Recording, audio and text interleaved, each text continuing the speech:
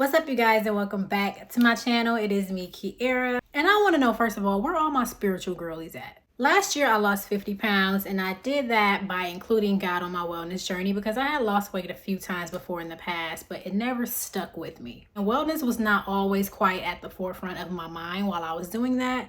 I just wanted to lose my weight, right? But as you get older, you do realize that your wellness is important.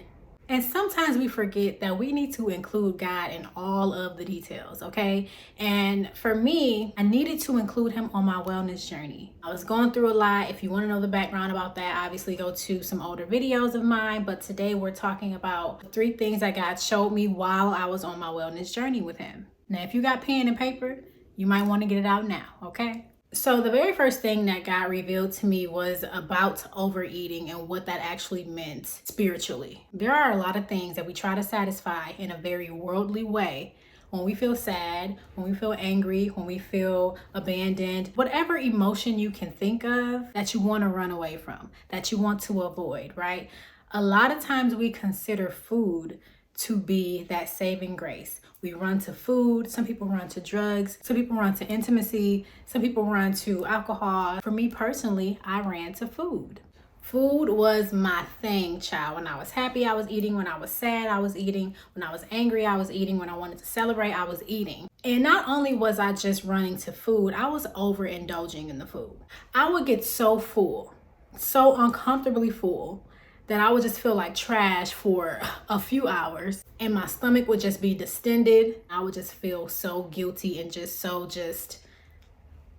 full, you know? And so that overindulgence, what God revealed to me about that was that I should never be so full off of a thing, physically, mentally, emotionally, or spiritually, that I save no room for him. If you know what gluttony is, you know what gluttony is. But that is the perfect example of that.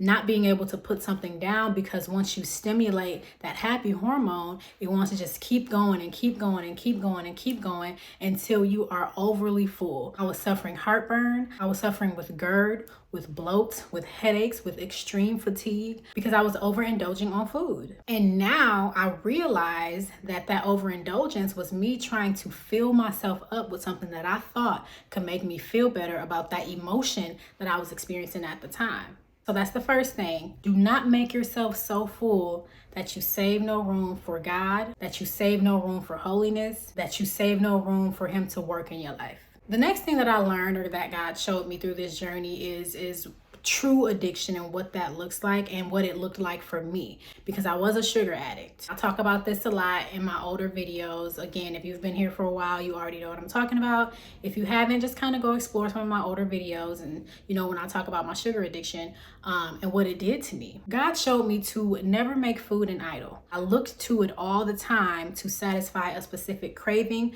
a specific need, not realizing that what I really needed was healing within spirituality and emotional healing and mental healing. I was clouding my own judgment by filling myself up with foods that did nothing positively within my body, within my bloodstream. It did nothing for my organs, nothing for my health. God showed me that making an idol of food looks like eating foods when you're looking for happiness, for content, for comfort, for joy, when you really should be looking to him for that. Food can never fill a void that God is only meant to fill. Making your food an idol forces you to pursue that relationship with the food, even if it's a bad relationship, as opposed to pursuing a relationship with God, who again can give you all those things and more, right? So you can make an idol out of anything, a person, a job, a career. Like I said, again, for me, it was food. And I really put myself in a position where I was just getting further and further away from God in my mind.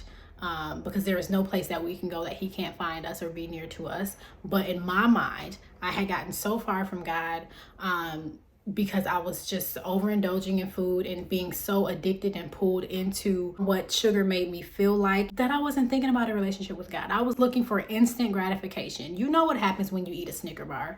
You know what happens when you eat some sweet potato pie. You know what happens when you eat that red velvet cake. Immediately, you get those happy hormones, you feel good, and then you crash, right? So for one, it doesn't even sustain you. And addiction says, I'm going to go to great measures to get the thing that I want. I don't care who I have to push out of the way. I don't care what I'm sacrificing. I don't care if it'll make me feel bad later. I'm just going to do it because I crave it and I have no self-control and I am a slave to this thing. That's what a craving is, right? But God says you should only be craving for me. Yes, you eat food. Yes, you can enjoy food, but do not overindulge. Do not make it an idol. Do not be addicted to it. It led me down a path of anxiety and depression, obviously being overweight and uncomfortable in my body.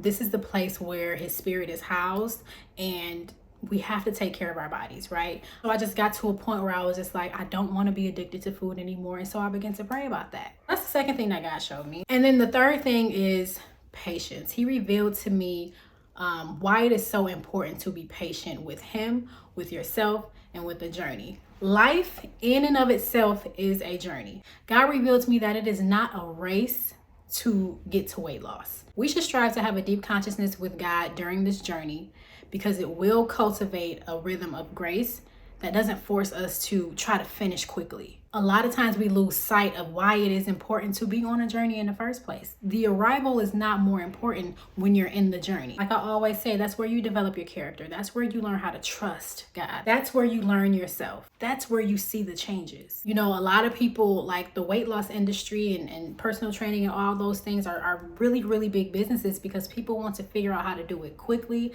They want to get the weight off fast. They don't want to go through the process. They're fearful of the process. They don't want to put the work in. They don't want to be active. They don't want to be in the kitchen all the time because it is a lot to, like, it's a lot of work, but it will take some discipline to get to where you want. Whatever vision that you see for yourself, there is a process to get there. There is discipline that you have to get there. It doesn't happen overnight and it will not be delivered to your doorstep. And this is what it means to trust God through the process. We really have to accept and appreciate that the journey is there for a reason. Here's the great thing about the journey and learning to be patient is that if you lose weight quickly, it'll come back just as quickly.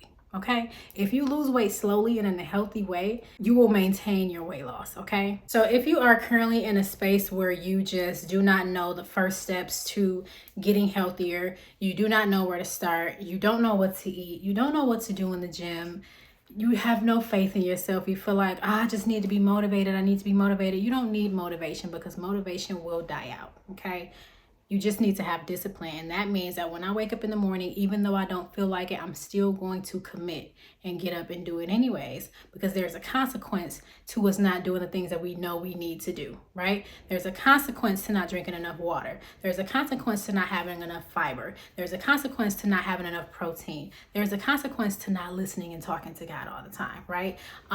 There is consequences to not listening to your body. There's a consequence to not feeding your spiritual self what it needs to get you through this life's journey. And do realize that it is a journey and it's not something that you just learn immediately. These are things that I had to learn. This is knowledge that I had to acquire. I didn't get to wake up with this newfound knowledge. I had to seek the knowledge. It's there for everybody. The knowledge that is available to me is the same knowledge that is available to you. So those are my 3 things that God revealed to me. And if you like this content, make sure that you like, comment, and subscribe, and turn on your notification bell so you can know when I post something else.